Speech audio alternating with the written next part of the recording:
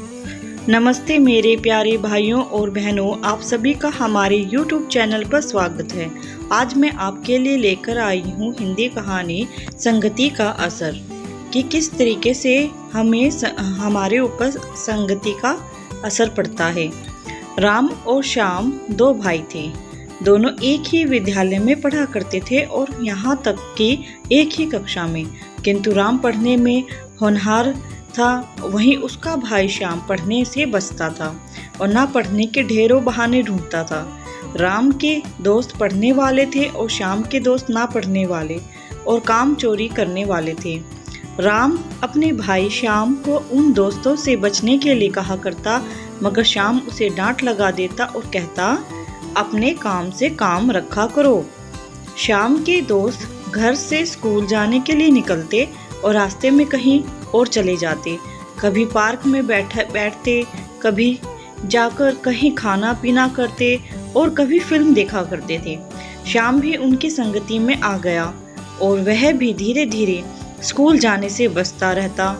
श्याम भी उन दोस्तों के साथ बाहर में खाना पीना और घूमना करता। राम उसके इस प्रकार की धोखाधड़ी से बहुत चिंतित था। श्याम से परीक्षा में फेल होने की बात भी कही, मगर श्याम ने नहीं माना। एक दिन की बात है, श्याम स्कूल जा रहा था। उसके दोस्त मिल गए और उन्होंने कहा, आज स्कूल नहीं जाना है, हम सभी अपने दोस्त हरि का जन्मदिवस मनाएंगे और बाहर खाना पीना करेंगे और खूब मजे करेंगे। पहले तो श्याम ने मना किया, किंतु दोस्तों के बार बार बोलने पर वह उनके साथ चला गया। श्याम और उसके मित्रों ने खूब पार्टी करी और उस दिन स्कूल नहीं गए। इस प्रकार का काम वह और उसके दोस्त निरंतर करते रहते। परीक्षा हुई जिसमें श्याम और उसके दोस्त सफल नहीं हो पाए, वह फेल हो गए। राम ने इस बार भी और बार की तरह प्रथम स्थान प्राप्त किया। श्याम अपने घर मार्कशीट लेकर गया, जिस पर उसके माता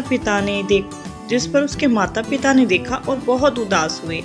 उन्हें उदासी हुई कि एक मेरा बेटा इतना अच्छा पढ़ने में है और दूसरा इतना नालायक। श्याम किसी भी विषय में पास नहीं हो पाया। श्याम के माता पिता बहुत दुखी हुए।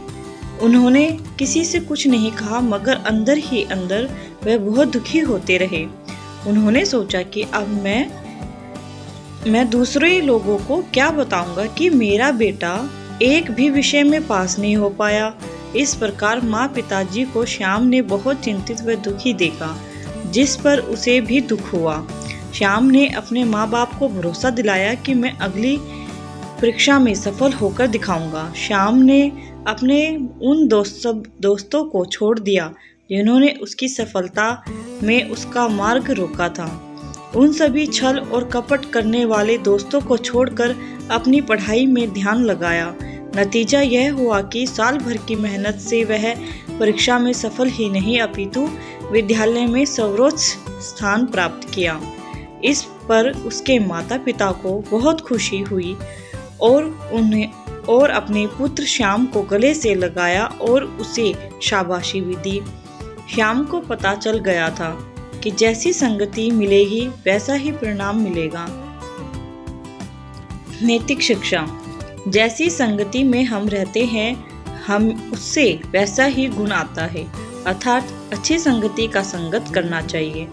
दोस्तों आपको यह शिक्षाप्रद कहानी कैसी लगी, कृपया हमें नीचे कमेंट बॉक्स में कमेंट करके ज़रूर बताएं। और हमारे चैनल को जिस किसी ने अभी तक सब्सक्राइब नहीं किया है, वो कृपया हमारे चैनल को सब्सक्राइब करें। आपको यह कहानी पसंद आई होगी तो अपने दोस्तों के साथ इसे अवश्य शेयर कीजिए, ताकि और लोगों को भी शिक्षाप्रद कहानी सुनने को मिल सके। इस कहानी पर आप अपने विचार, आवश्यक संशोधन हेतु सुझाव अथवा सुधार हेतु आपके अन्य सभी विचार हमें नीचे कमेंट बॉक्स में लिखकर भेज सकते हैं। हमें आपके विचारों का इंतज़ार रहेगा। जुड़े रहिए हमारे YouTube चैनल के साथ। आने वाला समय आपके जीवन में शुभ हो। इसी शुभकामना के साथ फिर मिलेंगे। धन्यवाद।